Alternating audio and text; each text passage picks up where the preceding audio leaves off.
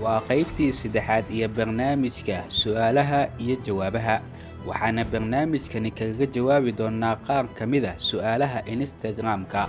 Su'aasha koowaad: Assalaamu calaykum Ustaad Cabdirashiid, su'aal ayaan wataa. Su'aashaasi waxa ay tahay: filimada jinsiga maskaxda bani'aadamku dhibaato ma gaarsiisaa, gaar ahaan dhalinyarada ku badan daawashada aflaamtaasi? Waxaana rajaynayaa inaad ii soo jawaabi doontid. Mahadsanid. Waxa ay dhakhaatiirtu isku waafaqsan yihiin in muuqaalada bornograafiga qofka daawadaha in maskaxdiisu dhaawac ay gaarsiiso.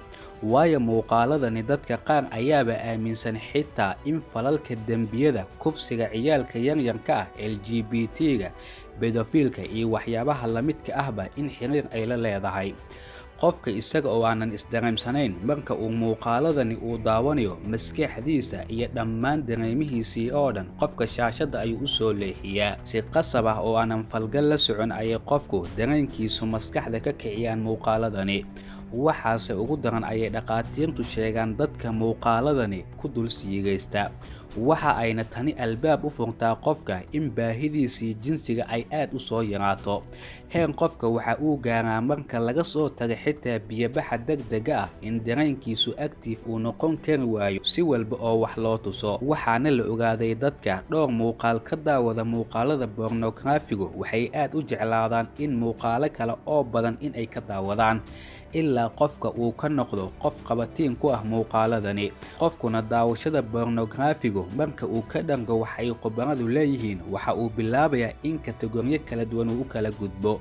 dhammaan wax walba oo akhlaaq xumahana qofka maskaxdiisu si normal ah ayay uga dhigtaa. waxaana qofka dhalinyarada soo yaraada maskaxdiisa haddii daawashada muuqaaladani joogto uu ka dhigo. su'aasha kale: Assalaamu calaykum Ustaad Cabdirashiid, magacaygu waa Xasan Cali oo jooga Germany. waxaan kaaga mahadcelinayaa mar walba sida aad inoogu faa'iidayso. mahadsanid. waxaan qabaa 2 su'aalood. su'aasha koowaad: waxaan fahmi waayay sababta bani'aadamku aysan isku mid u ahayn dhanka difaaca jirka.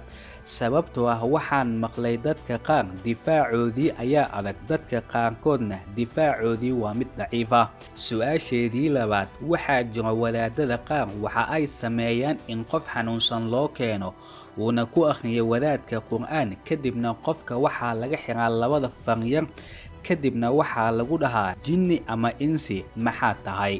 kadibna qofku waa uu hadlaa, waxa uuna sheegaa waxa uu yahay jinni ama insi. isla qofka ayaa hadlay, isla codkii ayaa qofka ka baxayo. waa maxay ustaad waxaasi? ma aanan fahmin. jinniguse maxaa loo arki la'yahay? sidee ayuuna u qaab eg yahay jinniga? mahadsanid. iga soo jawaab biliis inta aanan arrimahani aanan cilmiga u lahayn aanan dembi ku gelin. unugyada difaaca jirku waa dhiigga qofka. dadkuse maadaama isku dhiig aysan ahayn, difaacoodu jirku isku mid ma wada noqon karo.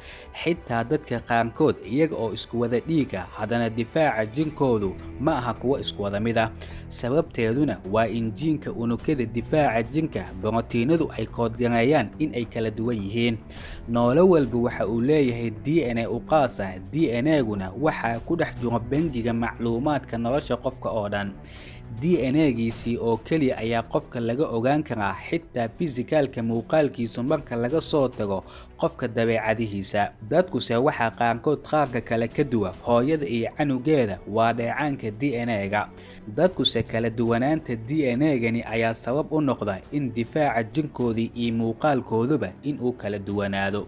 qaybta labaad ee su'aasha khulaasadeedu: wadaadada dadka jinka ka saara waxa ay sameynayaan ma xaqiiq baa? sida asalka ah, jinnigu waa wax jiro oo xaqiiq ah oo kitaabka qur'aanka lagu sheegay, balse culimmadu waxay isku maandhaafeen jinnigu xaqiiqdii ma yahay mid lala hadli karo. codka qofkase ma codka jinniga baa? dad badan ayaa ku tagay in khuraafo ay tahay arrintani, balse culimmada rumaysan in jinniga dadka uu geli karo welibana uu dhibaatayn karo waxay u daliishadaan aayadda suuradda albaqra: aladiina ya'kuluuna riba laa yaquumuuna ilaa kamaa yaquumu alladii yataqabbaduhu shaytaanu min almas.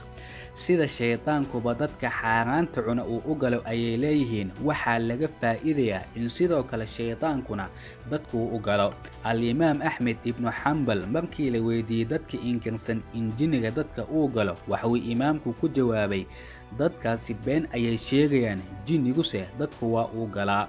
Kitaabka Qur'aanku waxaa ku xusan sidoo kale qisooyinka Nebi Suleymaan calayhi salaam iyo jinniga. Jinniguse maadaama abuur ahaan uu ka duwan yahay bani aadamku, suurtagal ma aha in qof walba uu arko, xitaa lama arki karo. Tekniigga wadaadada qaarkood jinku dadku ay uga saaraan waa qaab diinta aanan ku soo aroorin, dadkuna ay ka shakiyaan, waana qaab dadku ay ka shakiyaan, maantana ganacsi ayaa loo bedelay. Waana sababta wadaadada cilaajka dhexdoodu xitaa habka jinku dadku ay uga saaraan dhexdooda isugu khilaafsan yihiin. Si kooban, jinku waa mid xaqiiqa ah, qofkuna jinku waa uu geli karaa sida daliilka sunnada iyo qur'aanka laga fahmayo, balse qofka xaaladaha uu hadlayo ma isaga ayaa korkiisii jinni uu ka dhex hadlaya ama waa uun isla qofkii oo miyirka ka tegay? waa su'aal weli jawaab aanan loo hayn. Su'aasha kale, assalaamu calaykum walaal, magacaygu waa uu qariyay, waxaan ku noolahay magaalada Burco. Walaal, alle cimriga ha kuu dheereeye, waxaan qabaa 2 su'aalood. Su'aasha koowaad, waxaad inoo kala caddaysaa dayaxa in la tagay marunbaa, qoraxda iyo dayaxuse keebaa wareega? Mahadsanid. Qur'aanka Kariimka waxa uu sheegayaa in qoraxda ay socoto, saynisyahanaduna waxa ay ku dareen in dayaxa xitaa dhulka in uu socdo. Koonka aynu ku nool nahayna ma jiro wax aanan dhaqdhaqaaq ku jirin. 1960kiina Maraykanka ayaa waxa uu sheegtay in dayaxa uu ku dul degay. Si kastoo arrintani dadka qaarkii ay u beeniyeen, haddana sanadaha soo socda hay'adda NASA ayaa waxa ay qorsheynaysaa in bisha dusheedii ay ka dhisto saldhig macdan oo aad weyn. Shiinuhuna qalab ayuu ku dul dejiyey bisha dusheedii, wixii xaqiiq ahna 3 sano kadib ayay kala caddaan doonaan marka hay'adda NASA bisha dusheedii live ay ka soo gasho. Su'aasha kale u dambaysa, assalaamu calaykum macalin Cabdirashiid, magacaygu waa Maxamed Saleebaan oo jooga Kenya. Waxaan rabaa inaan ku weydiiyo 2 su'aal. Maxaa keeni kara dadka carafta iyo shiirka aanan kala garan? Su'aasha kalena waxa ay tahay, maxaa keeni kara hilmaamka badan? Waxaan u malaynayaa inaad iga soo jawaabi doontid. Mahadsanid. Guud ahaan wax urinta oo qofka ka tagtaa, dhaqaatiirtu waxay u kala qaybiyaan 2 qaybood. In qofka xanuun kadib wax urinta ay ka tagtaa, wax saamayn ma lahan. Isbuuc kadib ayaa qofka sidiisii hore uu ku soo noqdaa.